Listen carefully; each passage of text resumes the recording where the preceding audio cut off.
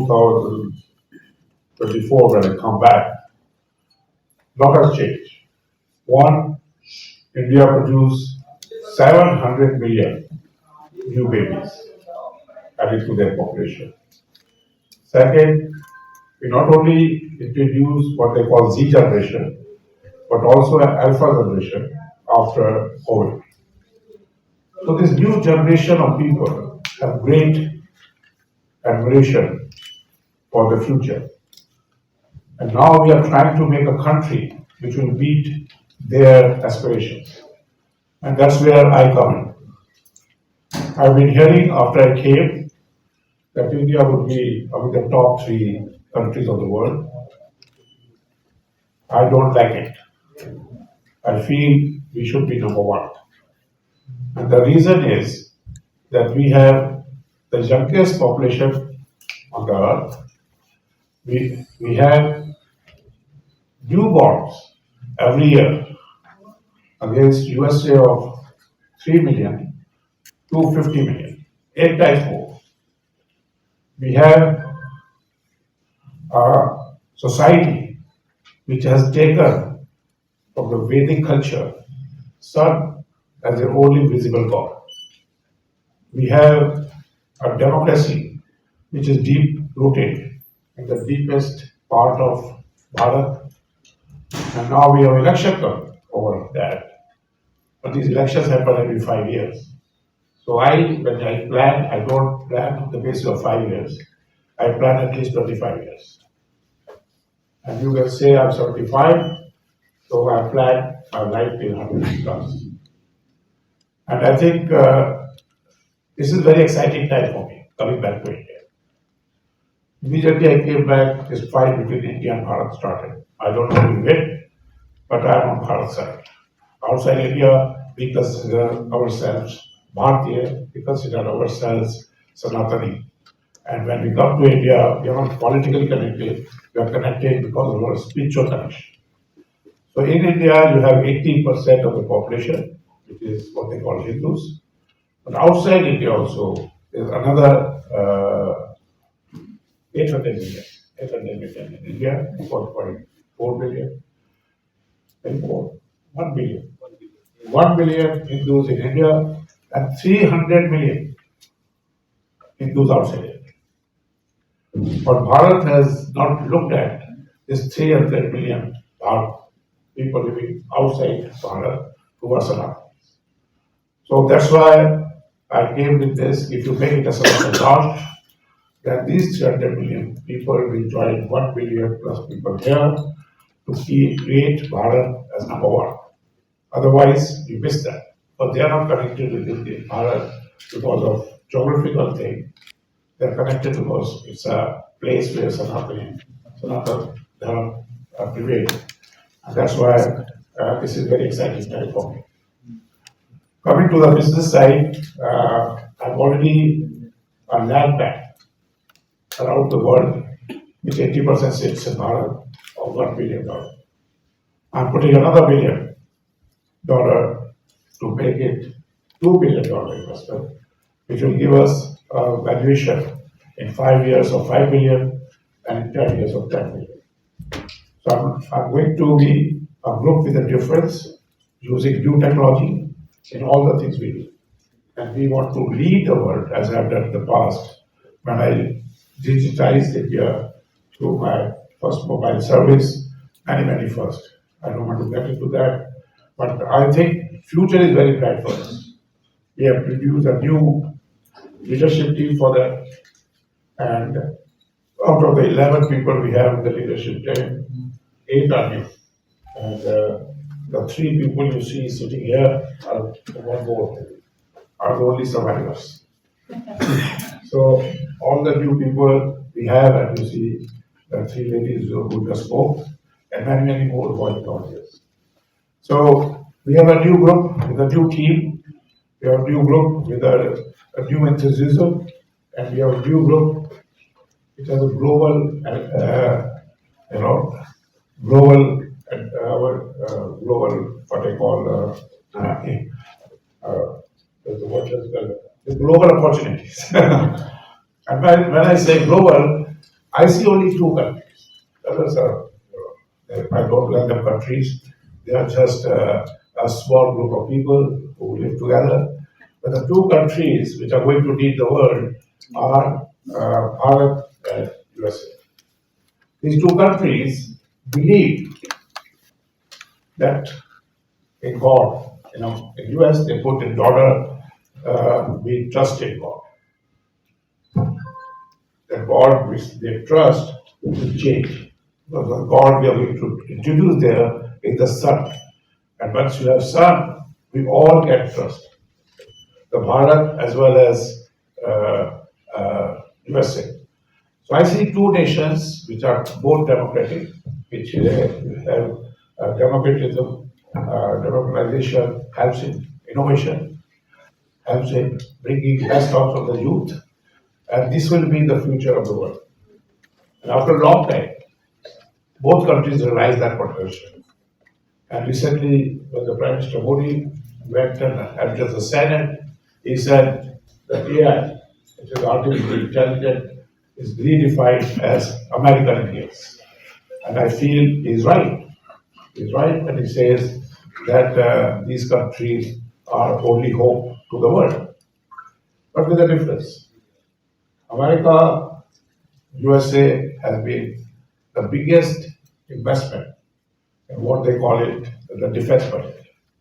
Their defense budget is larger than all the countries put together. I don't know what they are trying to defend themselves from. Who's attacking them?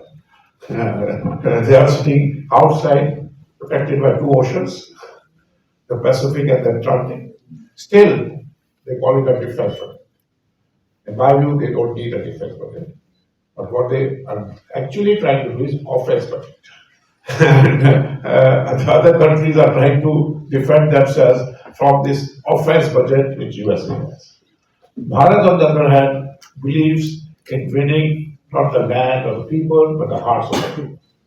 We are what they call the future visual, the future leaders or spiritual leader of the world. And that's where I'm interested to link these two countries together. They need us, we need them. We need them to change, they need us to change. In India also, we have too many gods, we have so many people.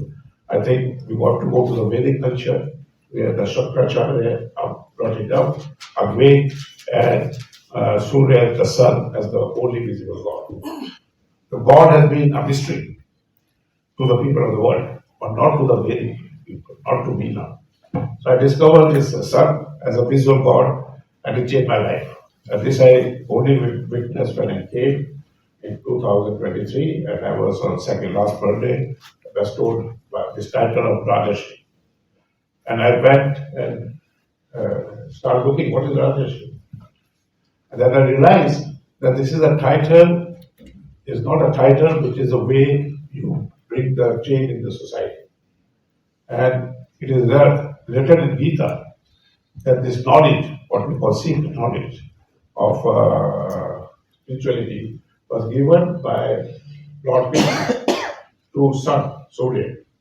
From Surya, it went to Madhu, it went to Shvaku, and it went on to Raja Ram and onwards. And then after that, it got lost. So Raja Ram, which we are now building temple, was the last of the person who lived with the philosophy of spiritual king.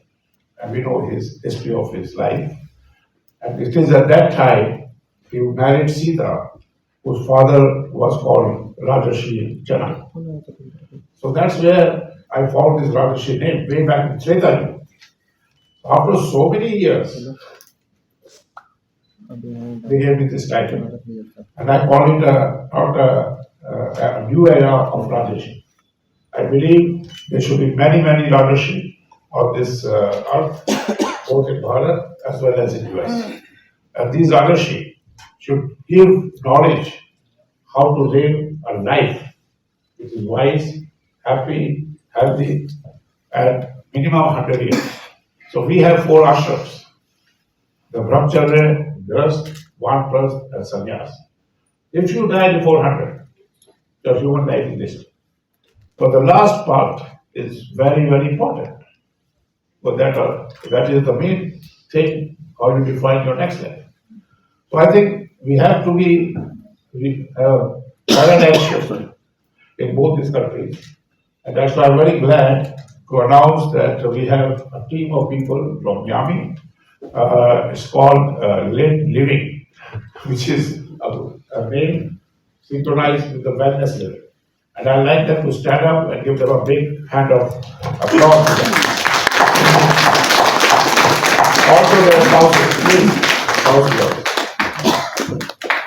But I have one more lady here who is, please, thank you. I have one more lady here who is from Oslo. She has been running a NGO for women, international network fighting for the women. I think it's time now that women stop fighting for their existence, for their future. And as you see, we have enough women, they don't need to fight. The men need to fight. So we are now saying that let's not talk of women liberalization, women exploitation, women this. Let's talk beyond that. And that's what Shankaracharya did. He started a statue of Ardhanarishwar. And that's where the man and woman are equally building the society. And that's what Bharat was known. So this women lib movement started from USA because these men, they were very harsh to their women and they rebelled. And they said enough is enough because in Bible, the woman is defined as one part of man, not the whole man. Okay? I don't want to go into detail of that, but the people who are Christian, including Angel, she knows that. So I think everybody needs to change. And this change is going to be for good. So the other change I see is this press. 25 years back, we didn't have so many TVs, channels. We didn't have so many people videoing. I think I hardly see a name which existed in 1999. So we have very few channels. We have very few way to communicate. We have no digital world out there, and the news used to take own time. We still have Doordarshan, but it was losing its relevance. Other channels were coming. But now I think India, Bharat is changing very fast. So in this new world, we, as I said, we are investing about $2 billion. One, which we have already done, the form of land in Bharat and outside, and another $1 billion, which we are talking now. It's funny, in Bharat, we have started talking $1 billion. It was never done before. Suddenly, we used to talk rupees, So what people realize that if you say rupees, nobody understands you. But the only currency people understand is dollar. And they don't understand this lakh, crore, all those figures, nobody understand. So the Prime Minister started using, when he said, we'll build a $3 trillion economy. And everybody went black. So I know that one of the meeting of the party, somebody asked, what does the $3 trillion means in rupees? And the Prime Minister said, you can't calculate. You calculate. Why are you asking me? Because he didn't know the answer, I think, at that time. So, this is a joke, okay? So, I think we have started talking dollars, which is good, because then we are relating to the people around the world, especially US. So, US, I call US and Bharat, is getting into a new relationship, because US did honeymoon with every country of the world. They went to Russia, they went to China, they went to Germany, they went to UK, all over the world. And they tried to avoid Bharat. But then they realized that people from Bharat went to US and beat them in their own game. They became the CEOs, they became the richest people there. They have 60% of the hotels rooms there. And then they say, oh my God, who are these people? Let's go and see them, check them out. And that's why this team came. And they are checking us out. So they went all over. I showed them this. But they said the best thing you have, Dr. Modi, is not about this, what you are building, but $1 billion, is the Modi Yoga Retreat. This is what is making human live longer. I said, only you find that small hut. It is all these buildings. And that's true. That's the power of Bharat, the yoga, the meditation, Ayurveda, our knowledge, which makes people happy, not only happy. So I think it's a great feeling for all of us. I am back, and they say I want to come back the back. And the bank started by giving me this title of Rajarshi. And I'll be going to Ayodhya for 14th of January to 24th. So when I put myself in Ayodhya, they said, everybody is coming for one day. I said, why? There's the day Prime Minister is coming. So nobody is going to Ayodhya. They are following the Prime Minister. This has to change. You have to put dharam above politics. This is the key for Bharat to become a world leader, both economically and spiritually. And that's why I'm there for 10 days. I'm trying to study because I want to understand Bharat. As somebody told me, it starts with Ayodhya. Ayodhya was one of the first cities. It made Sanatan Rashtra. Rajaram was the first king who was benevolent enough to put put the people before his family. So I think we have to go back to the history of Treta, if we are talking of say 5,000, 6,000 years back, to find what we want to do and what our young people want to do. But that's fine, at least we have that. The people in USA have no history, they have nowhere to go. So if they want to go further, they have to come to people who have the history. So there's a lot of wisdom in the history which can be used by humanity around the world. So this is a small thing which I want to tell you. Fingers will talk, and I've told my team, and we do that in other places. Every year, at the start of a year, we'll come to you and have a press conference and give you a report card. The government gives you 5 years, we give you every year. And then you judge whether my team is working well or not. If you say they're not working well, I can always change that. Fortunately, I have no family member here. So I'm building a team which is totally professional and they will be judged totally on their performance. No relatives, you know. As the Prime Minister said, this country has too many relatives around them. There are business houses who have their relatives and family. There are politicians who have their relatives and family. We have to get rid of that. And that's what we need to do. And we have to bring in the experts, the professional, the educational, and people, young people, forward, the women as well as men, to build this country and build the world. Thank you very much.